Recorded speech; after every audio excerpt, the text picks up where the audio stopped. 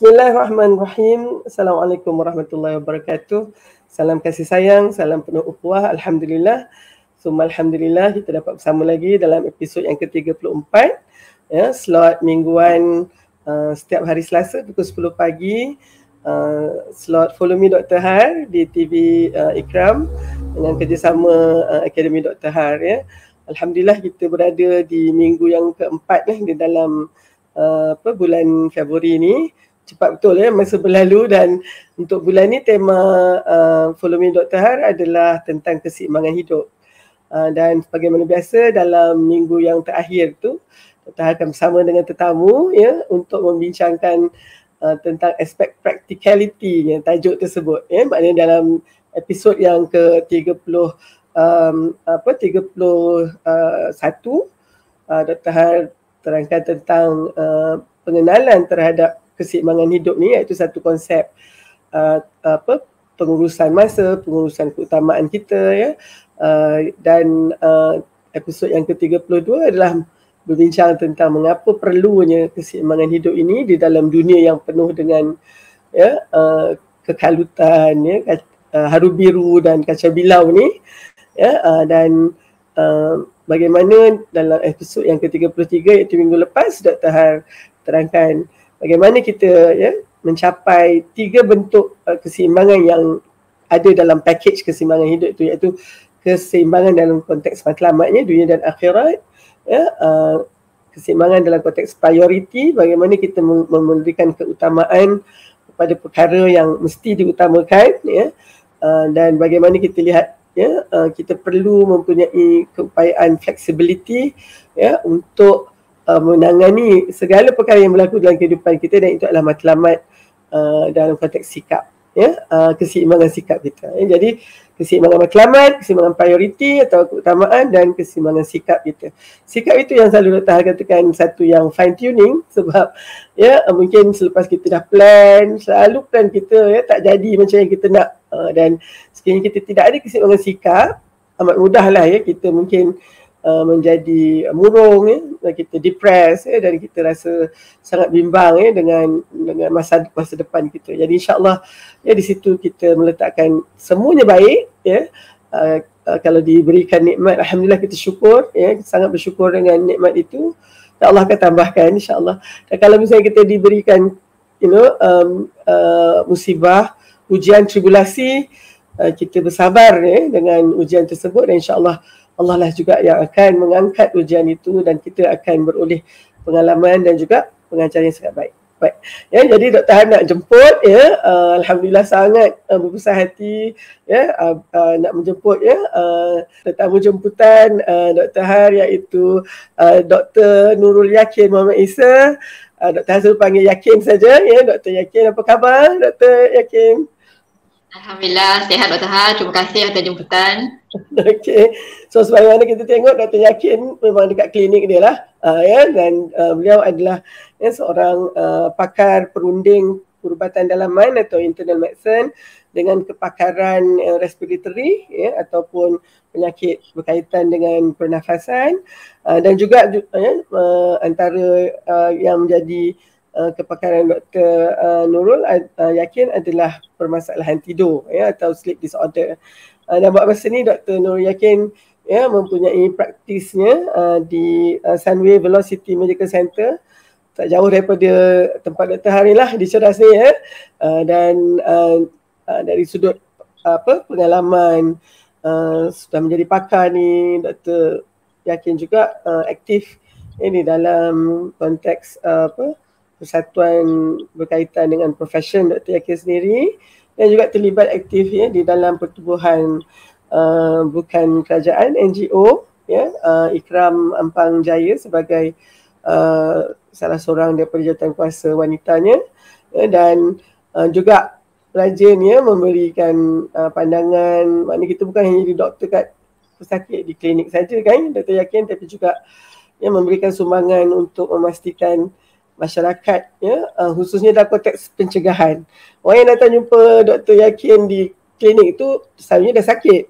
Jadi doktor ni dia kena ada outreach juga ya. Jadi oleh sebab tu boleh bayangkanlah ya, bila Dr. tengok Dr. Yakin ni ingatlah masa Dr. Ha muda-muda dulu, macam itulah sebenarnya yang akan kita bincangkan hari ini ni. Dan mungkin yakin ada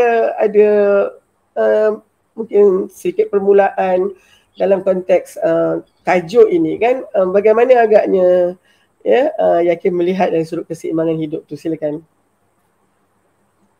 Okay, terima kasih Dr. Har ya. Jadi memang kalau kita lihat konsep keseimbangan hidup ni sangat penting ya. In fact dalam Islam pun kita ada konsep wasatiyah ya, iaitu bersederhana ya. Di mana kita tidak terlalu berlebih-lebihan melakukan sesuatu dan juga tidak terlalu meringan-ringankan dalam sesuatu aktiviti ataupun kehidupan harian ya. Jadi kalau kita lihat sebagai seorang manusia ni, kita mempunyai beberapa komponen ya, komponen fizikal, komponen emosional ya, dan komponen spiritual ya. Jadi tiga-tiga aspek ini perlu kita seimbangkan ya, kerana kalau tidak seimbang ya, kalau berlaku kecelaruan ya, tidak stabil, tidak seimbang ya, maka akan timbul disorder ataupun penyakit ya. Jadi kalau kita lihat antara pesakit-pesakit yang datang jumpa saya ni, kadang-kadang banyak tak adalah penyakit tu terlalu penyakit fizikal sangat. Oh, saya sakit dada kan. Tapi bila buat X-ray normal, buat ECG normal, darah semua normal ya. Tapi bila kita tanya, dia baru kematian suami beberapa bulan lepas ya. Sejak tu dia rasa risau, rasa jantung berdetak tiba-tiba ya. Jadi itu mungkin anxiety disorder ataupun masalah kebimbangan ya. Jadi perkara-perkara ini, disorder ataupun permasalahan ini banyak berlaku mungkin disebabkan tiadanya keseimbangan dalam sesuatu aspek seseorang itu ya Dr. Har. Jadi mungkin itulah kot intro. Ya, saya rasa itu satu pandangan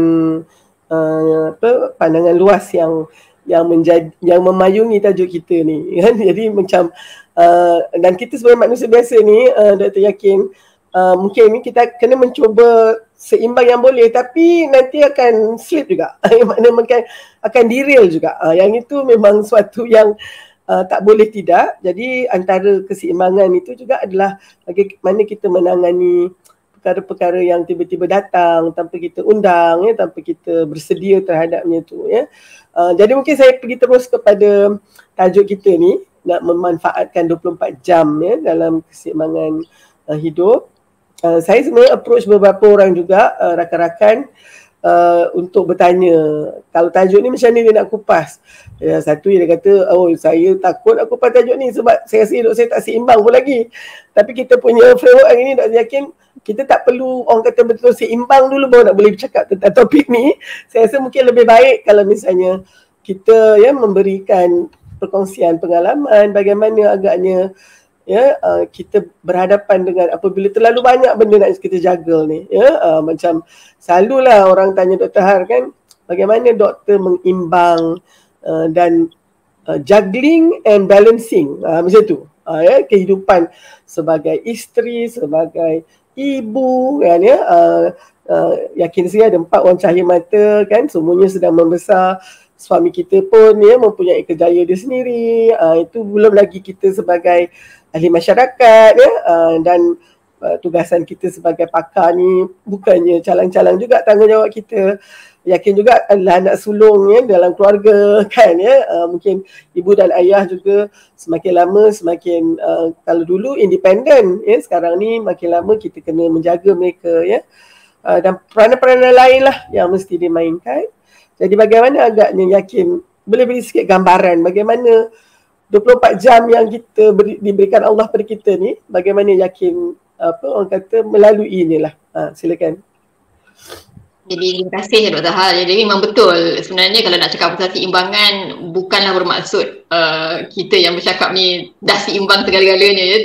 Rasanya tidak tepat lah sebenarnya ya. Banyak lagi kekurangan ya, ada lagi ketidakseimbangan di sana sini, tapi insya-Allah kita sentiasa mencuba ya untuk mencari keseimbangan ya, supaya hari ini lebih baik daripada hari semalam ya, insya-Allah. Jadi kalau dari jadual 24 jam, sebenarnya setiap manusia diberikan waktu yang sama setiap hari ya. Sama ada orang tu ke sakit ke, jutawan ke, fakir miskin ke, minta sedekah, semua sama 24 jam je sehari ya.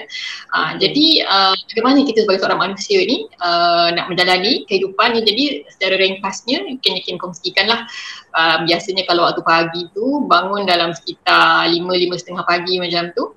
Dan bila kita dah bangun tu kita bersihkan diri ya, dan kita ambil sedikit masa untuk mungkin bertakaruk kepada Allah, melakukan solat sunat ya. And then lepas tu biasanya dalam 20 minutes lah. Usually first 1 hour tu yakin akan divide 20-20-20 ya. So first 20 minutes untuk qiyamul-lail ya, solat sunat ya. And then the second 20 minutes mungkin buat some physical activity, workout, exercise sikit ya. Kadang-kadang jogging, running pagi-pagi ke, ataupun buat workout dekat rumah ya. Tengoklah kalau hujan just buat workout di rumah, physical activity untuk nak maintain physical health ya. So first 20 minutes kita nak spiritual health ya. Then the second 20 minutes itu basically family time lah. Basically masa tu dah settle workout semua tu dah dalam pukul 6:30 macam tu. Kita tengok subuh pun masuk dalam pukul 6:20 macam tu. Jadi kami biasa surau lah dengan mama ke papa kebetulan sekarang ni tengah duduk dengan parents sebab nak jaga diorang. Papa dengan mama memang ajak solat subuh berjamaah dekat surau, and then bawa sekali anak-anak yang kecil yang diorang tu sebab yang lagi diorang kat asrama, so lagi diorang kat rumah, so surau solat subuh. So by the time pukul 7 pagi tu dah settle solat subuh berjamaah di surau, and then 7 pagi balik rumah balik, and then prepare nak bawa anak-anak pergi sekolah lah. Dah siap 7:30 hantar diorang pergi sekolah. So dalam pukul 8:30 macam tu dah sampai dekat my hospital lah, my clinic. So 8:30 sampai 5 petang tu memang tugas-tugasan di hospital lah, klinik, kerja ya.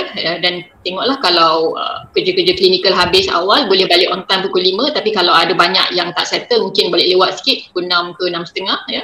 So 6:30 balik sampai rumah, siap-siap untuk mandi, siap-siapkan makanan untuk makan malam ya. Dan dalam pukul 7 suku kalau sempat makan malam dulu, kalau tak sempat solat maghrib dulu, tengok mana yang sempat. So solat maghrib bersama family ya, dengan papa dan mama, dengan husband, dengan anak-anak semua. Dan dah habis solat maghrib tu, kalau tak makan lagi dan makan dulu, dan lepas tu prepare untuk isyak ya. Dan lepas isyak tu family time lah, masa untuk bersama keluarga. Mungkin kadang-kadang ada anak-anak yang nak tasmid bacaan Quran diorang, ataupun nak buat kerja rumah ya, ataupun kadang-kadang nak santai-santai tengok cerita, tengok movie ke apa, masa tu lah.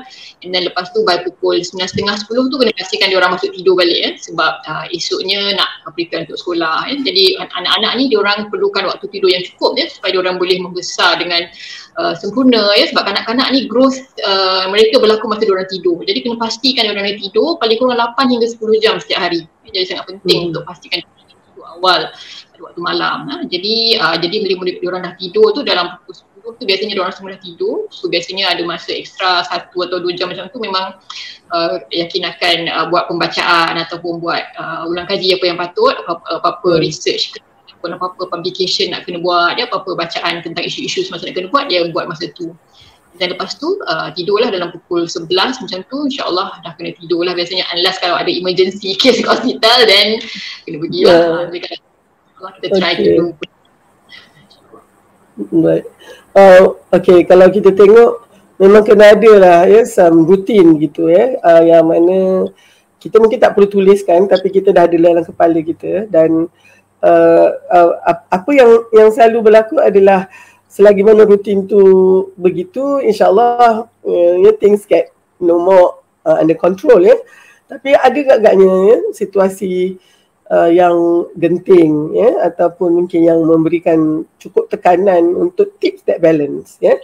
Dan macam suddenly, so apakah agaknya mungkin perkara yang satu atau dua perkara yang dalam situasi itu menyebabkan kira rasa it really challenging for you to keep the balance, tapi alhamdulillah manage to do it. And how did you do it kiranya? Okay, dia mungkin situasi genting ya.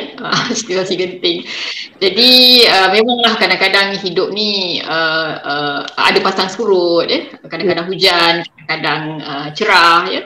Jadi waktu hujan tu bila berlaku tu kita perlu sediakan payung lah untuk menghadapi waktu hujan tu dengan baik ya. Jadi mungkin kalau share situasi genting tu berlaku masa training lah, masa tengah dalam latihan untuk menjadi pakar paru-paru ni, ya, ada beberapa masalah yang berlaku yang menyebabkan mereka mengatakan ada masalah sikit dalam dunia training ni, mungkin kena stop, mungkin tak boleh teruskan training ni. Jadi masa tu memang tertekan lah, depres. Dah 4 tahun spend untuk training, tiba-tiba diorang kata tak boleh habiskan kan, lagilah kita stres, macam simptom, ada palpitation, tak boleh tidur, ya, depress lah kan, sebab dah habis 4 tahun, tiba-tiba diorang kata tak boleh nak teruskan kan. So kita rasa macam dah the end of the world kan, rasa macam mana lagi, dah tak boleh nak buat, so tak boleh tidur waktu debar-debar, rasa macam tak boleh nak fokus kan. So masa tu memang support daripada keluarga sangat penting lah, ya. Jadi masa tu memang bincang dengan husband. So husband kata okay, tak apa, untuk anak-anak hantar sekolah semua biar adik yang uruskan. So I just fokus untuk completekan training ni je. Lepas tu bila tengah stres tu memang banyak lah bincang-bincang dengan parents, dengan papa dengan mama, tanya macam nak buat. Diorang kata nak kena stop training ni, nak kena terminate the training. So 4 years tu semua kira macam sia-sia semua kan. Rasa macam masa tu kan, waktu mama cakap, my mom cakap takkanlah macam tu, mesti ada cara dia, pergi bincang dengan supervisor, bincang-bincang with other people semua kan. So bincang-bincang, sebab dia kata tak apa, kita try lagi sekali, tengok macam mana you pergi dekat different area, tengok dekat tempat training yang lain, dan tengok diorang kata macam mana. Kalau diorang kata okay, maksudnya you should be able to complete lah. So dia kira macam diorang bagi masa tu kan, so macam pergi dalamnya dekat new area ni, environment dia very good kan, very supportive, supervisor dia semua sangat friendly, helpful. So kita pun daripada tengah anxiety, risau apa semua, rasa macam tenang, rasa macam boleh fokus, boleh buat benda ni. Diorang pun very helpful kan, and then memang masa tu memang sedekah setiap hari lah kan, semoga lancar lah urusan ni kan. So Alhamdulillah after 6 months of training at the new place ni, diorang kata tak ada apa-apa isu, boleh proceed. So Alhamdulillah with that I can complete my training. So rasanya situasi yang genting lah bagi masa tu kan.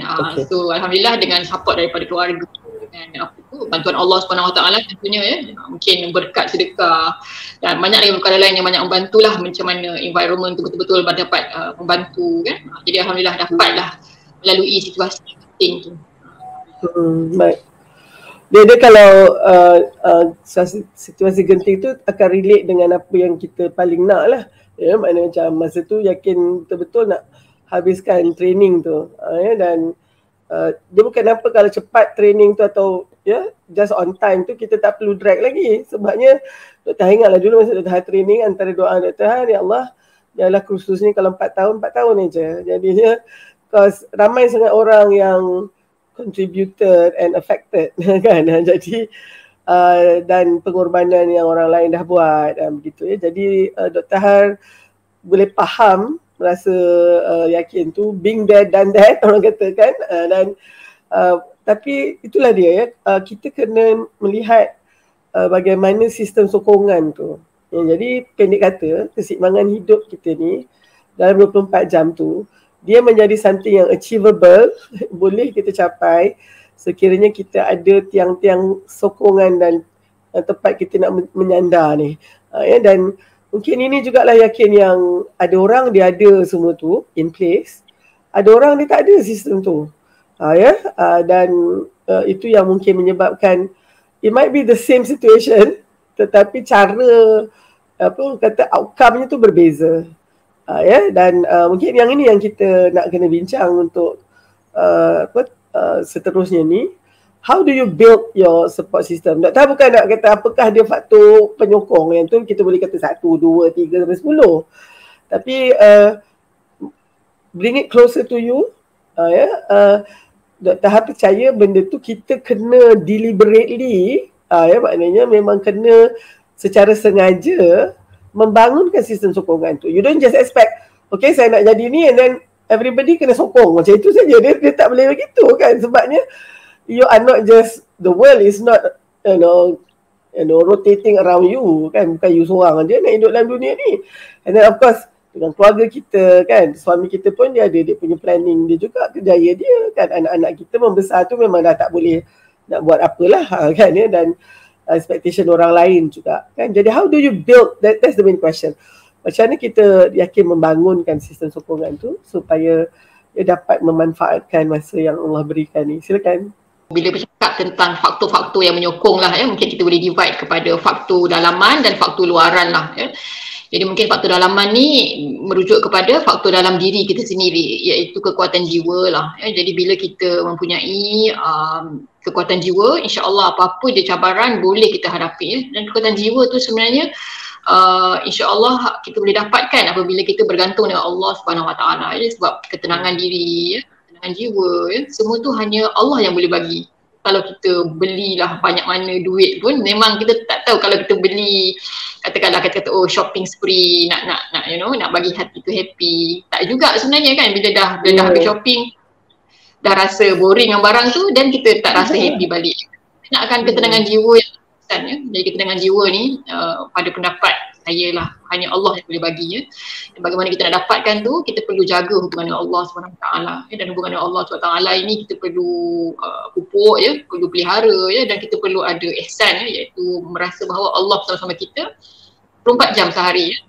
Macam ada satu kisah bagaimana seorang ulama tu dicerita masa dia kecil-kecil, macam mana ayah dia selalu bagi tahu kat dia ya, masa tu dia pun tak pasti apa nak buat dengan hidup dia. So ulama ni ceritalah macam mana ayah tu bagi nasihat dekat dia.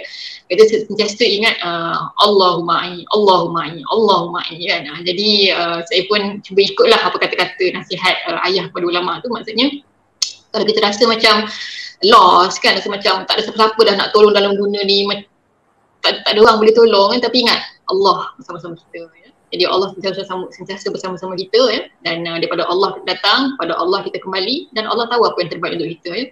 Mungkin segala apa cabaran yang kita hadapi adalah sebenarnya untuk mempersiapkan diri kita untuk menghadapi satu kehidupan baru yang lebih baik ya. Macam juga rama-rama kan, sebelum menjadi rama-rama kepompong yang bodoh ya, yang apa tu, yang terperangkap dalam kelongsong dia ya, tapi untuk dia keluar menjadi rama-rama yang indah, dia perlu berjuang untuk keluar daripada kepompong yang sempit tu ya. Jadi betapa peritnya perjuangan kepompong tu dia perlu lalui juga in order untuk dia jadi rama-rama yang indah ya. Ada juga saintis ya, dia share, dia buat eksperimen, dia try nak tolong kepompong tu, dia guntingkan kepompong tu supaya senang dia nak keluar. So in the end kepompong tu tak boleh jadi, sebab sayap dia tak boleh nak berkembang dengan elok ya, sebab mudah perjalanan tu. Jadi kepompong tu tak boleh nak bertukar jadi rama-rama ya. Jadi sebenarnya apa-apa kesusahan yang kita hadapi ya, sebenarnya adalah untuk mempersiapkan kita untuk menjalani kehidupan yang lebih baik ya, kehidupan yang lebih indah insya-Allah. Kita yakin dengan janji Allah ya, apa yang terjadi pada kita itulah yang terbaik untuk kita ya. Dengan syarat kita sentiasa bersangka baik dengan Allah Subhanahu Wa Taala, kita berusaha dengan sebaik mungkin ya. Dan insya-Allah janji Allah itu benar ya, bersama setiap kesusahan ada kesenangan ya. Jadi alhamdulillah ya, mungkin memang perit training respiratory tu ya, dengan rasa macam nak berhenti lah apa semua kan. Tapi alhamdulillah dengan ujian tu mempersiapkan yakin untuk menjadi doktor pakar paru-paru yang lebih baik ya, insya-Allah. Jadi itu mungkin iman lah, di mana Allah Subhanahu Wa Taala adalah tempat kita bergantung ya. Kembali kepada Allah, apa-apa masalah kita hadapi kembali kepada Allah Subhanahu Wa Taala, dan Allah akan tunjukkan jalan keluar untuk apa je masalah kita ya. Dan mungkin faktor luaran tu dari segi keluarga lah, family support is very important ya. Husband ya, mak ayah ya, sebab mereka yang bersama-sama kita pada kita ketika kita senang, ketika kita susah, mereka ada kat situ kan. Jadi mereka pun faham yang kita lalui ya, mereka boleh melihat macam mana keadaan kita, dan mereka lah orang yang boleh bantu kita sebenarnya ya. Jadi itu adalah mungkin ya faktor-faktor yang sangat penting ya. Jadi yang perlu kita pupuk ya, be resourceful jugalah, maksudnya selain daripada family ya, kita perlu resourceful. Maksudnya kalau kita tahu kita perlukan mungkin extra knowledge ke, ataupun extra coaching ke, extra training in terms of some skills kan, jadi kita perlu reach out to this resource yang kita kena kenal pasti. Macam masa training dulu, saya rasa mungkin saya perlu ilmu dalam bidang plura ataupun selaput luar paru-paru. Jadi saya in contact dengan pakar ataupun profesor di bidang plura ni, tanya macam mana tips how to be good at this skill kan. Lepas tu tanya ataupun approach orang-orang yang kita rasa boleh bantu. Jadi sebenarnya kalau kita bertanya, insya-Allah kita akan temui jawapan dia. If you keep on knocking, the door of opportunity will be open to you. Jadi keep on knocking, jangan putus asa. InsyaAllah ramai yang boleh bantu. InsyaAllah. Okay, mungkin tu. Masya-Allah. Saya nampak, Dr. Han nampak macam when you are exploring kekuatan dalaman tadi tu, building that up, itu memang fundamentalnya. Maknanya itulah asas dia. Kalaupun banyak sokongan dari luar, tapi kita sendiri dari sudut dalaman tu tak kuat, dia tak boleh juga ya, yang konteks dalaman itu merupakan scaffold ataupun rangka yang mana sokongan luar tu bolehlah kita letakkan di situ. Kalau tak ada yang dalaman itu, scaffold tak ada, jadi bangunan tu tak boleh juga berdiri, ya. Dan mungkin balik kepada apa yang Dr. Hadah cakap dalam 3 episod yang lalu, keyakinan kita kepada Allah itu sebenarnya adalah keseimbangan yang pertama, keseimbangan matlamat, ya. Kita hanya menuju pada Allah saja. Oleh sebab tu akhirat itu adalah satu benchmarking yang sangat besar makna dia. Sebab kita nak menuju pada keridaan Allah, nak jalankan tanggungjawab kita sebagai hamba dan juga khalifatul ard ni. Jadi other things is secondary. Kan, dan juga keseimbangan dari sudut sikap. Sebabnya bila kita ada iman itu dan kita tahu Allah itu yang merancang lebih baik, jadi kita plan-plan macam ni kan, yakin kita tengok perancangan Allah begitu. So kita tahu di situ ada hikmahnya juga, sebab Allah tak akan bagi sesuatu yang akan yang sia-sia ataupun yang tidak sesuai dengan kita. So 2 tu pun dah dapat dah dengan yang tadi tu. Dan kekuatan luaran itu adalah untuk memudahkan kita menentukan prioriti. Sebab itulah mana kata masa training tu kan. So prioritinya adalah dari sudut pencapaian. Dr. Han selalu cakap tentang 3 benda, 3 triangle ni, bucu ni, di dalam keseimbangan prioriti, keutamaan tentang pencapaian, which is nak jadi pakar paru-paru dan seterusnya ni. Kita ni pun kadang orang kata ambitious sangat kan, yakin, tapi there's nothing wrong with that. You know, like you say, you keep on knocking on doors. Of course you have to be ambitious to be knocking on doors kan. Kalau tak, kita kata tak apalah, ya, cukup lah ni, macam tu kan. Okay. But at the same time, you know that your relationship, hubungan kita dengan keluarga, dengan suami, ipar dua kita, jangan lupa, bukannya suami saja kan. Itu pun kita harus jaga juga. Tapi itulah dia menjadi seperti jongkak-jongkik tu. Dan diri kita ini, to me that's the most important element. Once you look after yourself tadi tu, kekuatan dalaman, you will definitely become a better fulcrum ataupun pivot ataupun sangga kan. Di dalam orang kata ini fizik lah pula, ni side no okey lah kan, tapi kita pun pandai juga fizik dulu kan. Jadi kita tahu bahawa sangga ni, dia kalau kita nak tengokkan berat yang tak seimbang, untuk mengimbangkan dia kena pergi kepada mass yang lebih berat supaya distance dia lebih kecil. Kan, sebab formula dia kan mass 1 times distance 1 must be equal to mass 2 times distance 2 kan. Jadi so keupayaan kita itu tentu sekali dengan kekuatan dalaman itu lebih mudah untuk kita lari tadi tu, nak ke kanan ke nak ke kiri ke, mengikut ni. Dan dengan ada keluarga yang lebih memahami, memberi sokongan, unconditional love, kan, lebih mudah. Jadi analogi yakin tadi tu selalu Dr. guna tu analogi tu, katalah kan, macam Dr. Hafiz student nak buat PhD, nak habiskan training ONG dia, kata okay, you have only this one final year, you know, to finish off all your dissertation apa semua, and also sit for your exam, katalah kan. So tahun ni you punya side pencapaian tu, achievement tu is very heavy. So how are you going to unload sikit ni, yang belah family dan hubungan ni. So kat situ ada 4 katalah, yang tengah duduk kat situ 4 orang tu, kan, campur bapak dia 5 kan. So you have to tell your husband and the family lah, please take away 3, just leave me with the first one, kan, yang the smallest kiranya macam tu kan. So kat situ jadi ringan lah, dan kita boleh mengimbang. But you know, habis dia dapat PhD tu, atau dapat dah you punya alhamdulillah pakar, lega lah dah kan. And then of course you can go back to the middle and then mengimbang balik. So Dr. Har nampak, and if you are good with this yakin, you will gain a lot of confidence daripada orang di sekitar you.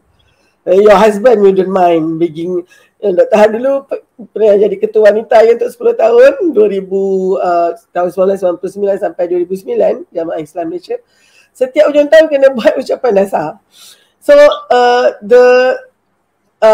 sebulan, katalah 2 bulan tu Dr. Han memang akan banyak spend masa baca tu ini.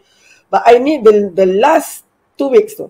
Ya, ni bukannya sebab kita kerja bertangguh, tapi memang dia punya mood datang dah ada hujung-hujung kan. So 2 minggu tu Dr. Han macam will spend most of my time kat dalam bilik, and I will close the door. Kalau Dr. Han tak close the door pun, Ustaz Zul yang akan close the door. You know, so I will have my time. Jadi bila dah siap tu, sekian Alhamdulillah hantar, hantar dekat tu. So Dr. buka pintu tu, okay siap dah hantar. Oh, kenduri sekejap. So this is actually baru boleh buat. Kalau tak, Dr. nak menyambil, memang I wouldn't be coming up dengan ucapan dasar yang ada kualiti dia. Kan? Dan Alhamdulillah, maknanya dekat situ penghayatan, ya, priority itu juga harus kita letakkan, maknanya samalah, ya, untuk satu keluarga tu. Ya, Alhamdulillah. Yakin ada sikit yang Dr. nak cakap ni kan, sebab ini banyak berlaku di kalangan kita lah sebagai wanita berkejaya ni. How do you deal dengan, you know, you have this nagging little voice in your head kan, suara kecil ni yang alahai kan. Ni sebenarnya I always call that as your lizard brain, you know, and cara nak deal dengan ni, you have to name your lizard brain. Dr. punya lizard brain nama dia Lizzie, okay? So kadang si Lizzie ni dia akan cakap lah kan, you are not good enough, you are not a good mother, okay? Because you left your children ke macam tu kan, and sian husband you kan, orang lain punya husband, oh isteri layan macam nak rak, you ni husband kenalah buat kerja sendiri.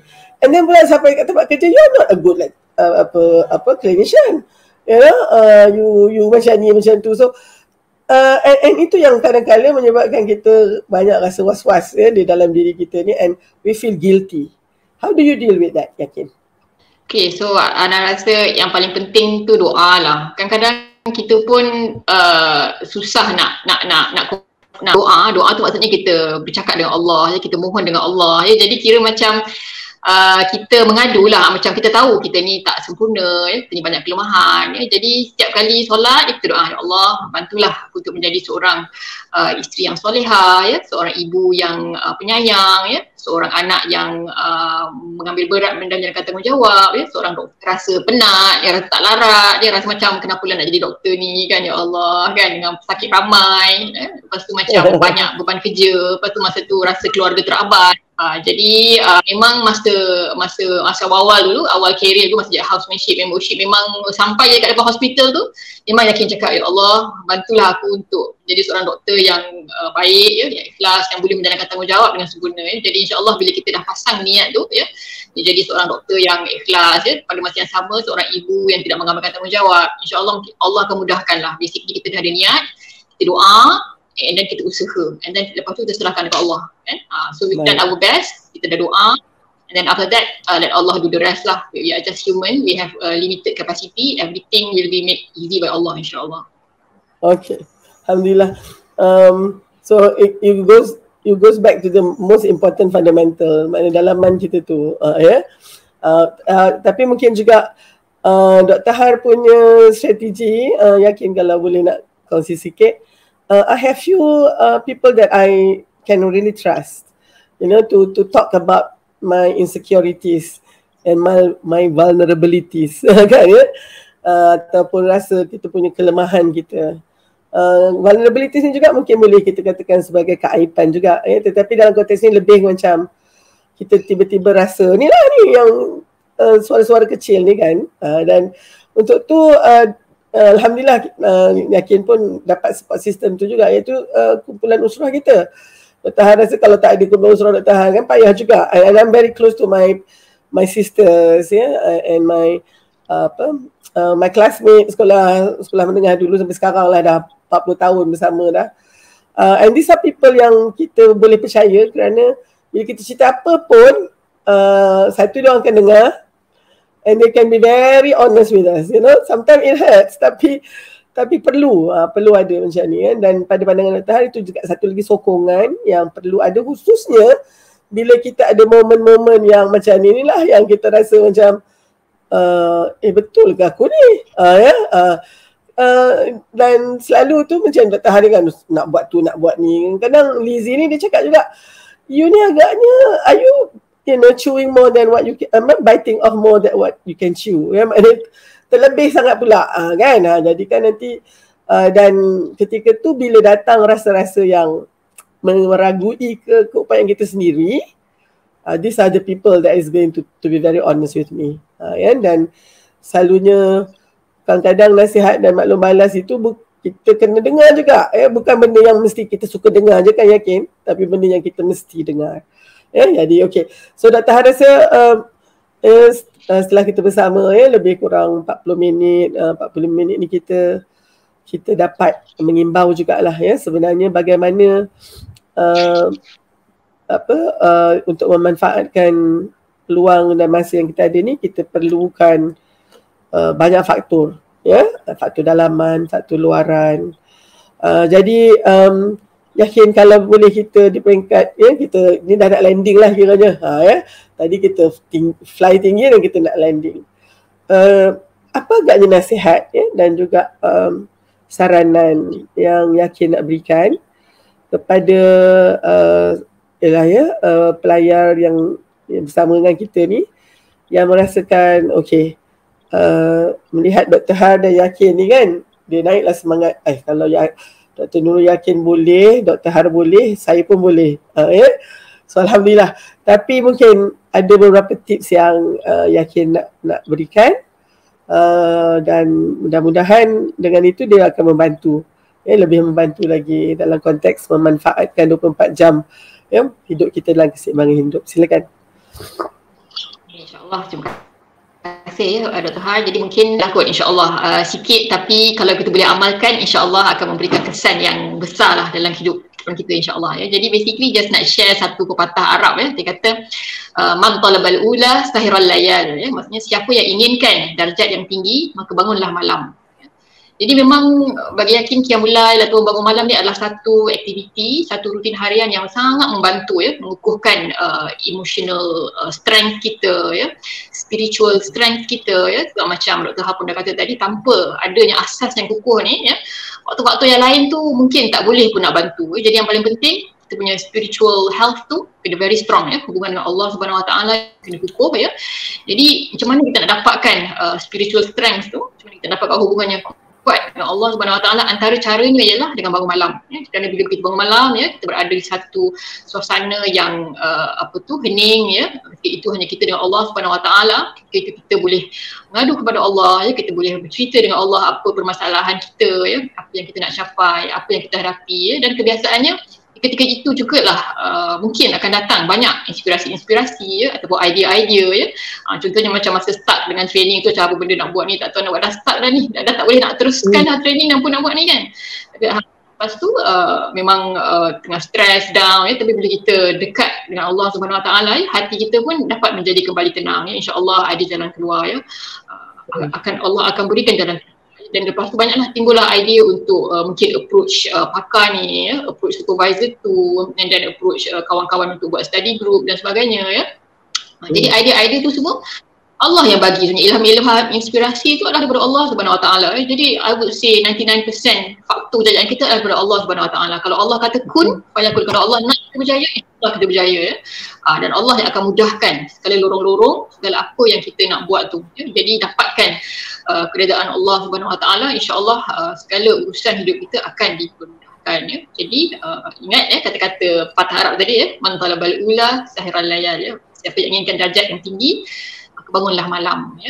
Dan mungkin yang kedua, ataupun kata-kata nasihat ataupun tips yang kedua lah, ada satu kata-kata yang nak share ni. Dia kata greatness can be achieved by serving many. Jadi kalau kita inginkan kehebatan, kalau kita inginkan kemuliaan, kita perlu banyak berbakti kepada orang ramai. Lagi ramai orang yang kita tolong, lagi banyak masalah yang kita boleh selesaikan sebenarnya, masalah diri kita lah. Jadi kalau kita macam kita rasa banyak ni masalah kita ni kan, jadi kita macam stuck, tak boleh nak proceed. Jadi sebenarnya bila kita keluar untuk bantu orang ramai, ada juga kata-kata nak share, the more other people problem that you have to solve, then the more your problem will be solved. Jadi bila kita tolong ramai orang, sebenarnya in a way dia sebenarnya akan membantu kita menyelesaikan masalah diri kita sendiri.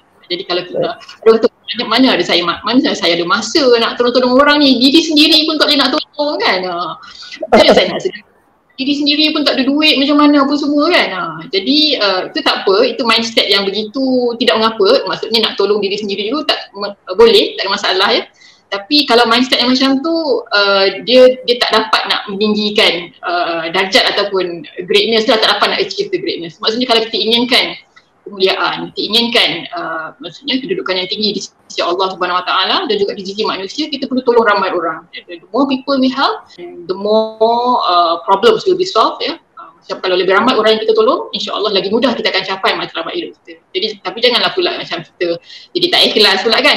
Aku ni nak tolong dengan harapan supaya nanti cita-cita aku akan mudah tercapai. Tapi just keep it in your mind lah. Maksudnya kita perlu menanamkan sifat suka tolong orang. Jangan pula kita rasa kalau aku tolong orang nanti masa habis tolong orang, bila pula masa kita nak buat research kita kan, bila pula masa kita nak settlekan kita punya kerja-kerja rumah dan sebagainya Jadi sebenarnya perkara ni susah kita nak explain sebenarnya Macam tu juga sedekah kan. Kalau kita ikut logik, lagi banyak kita kasih duit dekat orang, lagilah kurang duit kita Tapi sebenarnya dia punya tu bukan macam tu Lagi banyak kita sedekah, lagi banyak kita akan dapat. Sebab tu kalau kita tengok rahsia bisnes-bisnes yang berjaya kan, dia orang punya banyaklah yang dia orang share dia orang zakat setiap hari sedekah setiap hari. Sebab dia orang rasa bila dia orang buat aktiviti bersedekah setiap hari tu akan lagi banyak keuntungan bisnes yang dapat. Jadi sedekah ni tak semestinya dalam bentuk duit Dia boleh dalam bentuk tenaga, dalam bentuk ilmu, dalam bentuk senyuman Lagi banyak kita senyum dekat orang, insya-Allah lagi ramai orang senyum dekat kita, hati pun kita lebih happy. Jadi kadang-kadang benda ni susah kita nak explain ikut logik.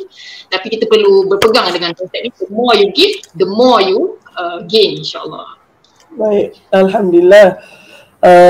Saya rasa yakin Dr. Yakin menerangkan tentang konsep barakah tu kan, keberkatan itu. Dan bila cakap tentang 24 jam yang Allah berikan kepada semua orang, ada orang yang 24 jam dia very stretchable dan dia barakah lah. Dan yang paling mudah adalah dengan meninfakkan masa tersebut untuk orang lain juga. Jadinya dia punya cumulative hours tu is double, triple and quadruple of that 24 hours. Dan untuk ni mungkin Dr. rasa sebagai seorang pendidik Dr. rasa itu sebabnya mungkin banyak-banyak profesion datang ke bumi ni menjadi pendidik ini boleh mengkayakan kita tu dalam konteks keberkahan itu. Sebab setiap kita ni sebenarnya mencedok daripada kebijaksanaan dan juga hikmah daripada guru yang mengajarkan kepada kita. Masa saat kita have a lot of doubts tapi guru kita percaya dengan kita. Dan tentu sekali ibu bapa kita tu adalah guru yang paling baik, paling utama. Dan kalau kita lihat Rasulullah SAW itu adalah muallim yang teragung. So how do we make yourself useful to others? Dr. rasa kalau katalah ranking profession tu mungkin menjadi educator ni tak mesti jadi cikgu atau pensyarah Maknanya setiap hari tu mungkin kita kena tanya berapa ramai orang yang ada manfaat daripada ilmu kita ni. Jadi mudah-mudahan, dan sekarang ni pula kan yakin banyak sangat platform ni. And it's actually orang kata the numbers of platform tu bercambah. Bukannya dulu mungkin kalau nak jumpa cikgu ni, nak dapatkan ilmu ni kena datang jumpa dia. Sekarang ni you can be like another side of the world pun you masih boleh manfaatkan. Dia mungkin dah cakap benda tu 6 bulan lepas, but you can still hear it now. Dan minta doa juga, yakin Dr. Har rasa dalam tahap usia begini, dan Dr. Har mungkin banyaknya tu nak pay back balik. How do I translate the gratitude tu adalah dengan paying back lah.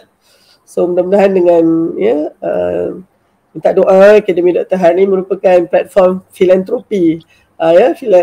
Dr. pernah lah tengok kan macam Bill Gates dengan Melinda Gates, macam mana lah, how does it feel like to be rich, super rich, and you can actually do all these good things with your own money. You tak payah cari orang tu punya sponsorship lah, apalah semua kan.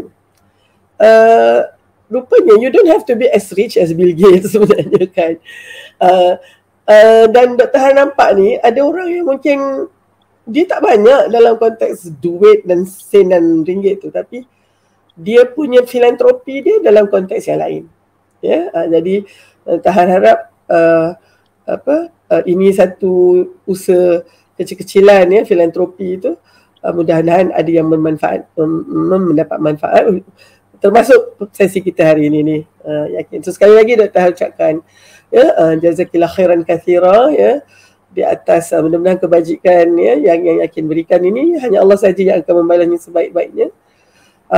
Moto Dr. Har untuk tahun ni, I would like to expect less and appreciate more. You know, dan that is actually for me a very simple approach in having apa yang dipanggil sebagai wholehearted life. Ya, yang ini buku dalam satu buku Brené Brown dalam The Gift of Imperfection. Kita just tunjukkan dulu sekejap. Ni Brené dia memang she's a psychologist. Dia sebenarnya social worker, tapi dia punya main research dia adalah tentang shame. Shame and humiliation. Okay. So, baik. So tu dah bunyi dah phone Dr. Yakin. So dia katakan bahawa untuk hidup wholeheartedly, kita memang mungkin kena memilih untuk menjadi baik, untuk menjadi ikhlas, dan tidak hidup dengan I, myself, I and you, me, myself, I and mine. Tadi tu. Macam mana saya nak derma kalau saya sendiri miskin? Macam mana saya nak luangkan masa sedangkan saya sendiri tak ada masa? Mungkin mindset tu yang kena diubah menjadi satu mindset yang generous. Dan mudah-mudahan. So Dr. doakan Yakin, insyaAllah, you know, to me you are on the right track, you know, with that kind of attitude in life, insyaAllah. Dr. doakan sebanyak-banyak ganjaran dan sebanyak apakah akan datang dalam kehidupan Yakin dan keluarga. InsyaAllah, I'm passing the baton down to you. Maknanya mudah-mudahan Yakin menjadi salah seorang yang role model kepada ummah mudah-mudahan. So itu saja dulu Yakin ya. Jazakillah khairan katsiran sekali lagi. Kalau ada mungkin sepatah dua lagi nak katakan, silakan.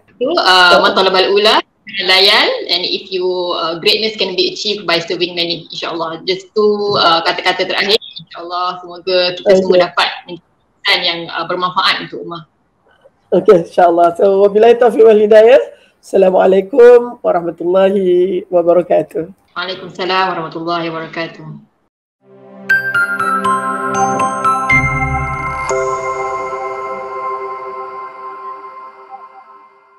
Bersama membina masyarakat rahmah.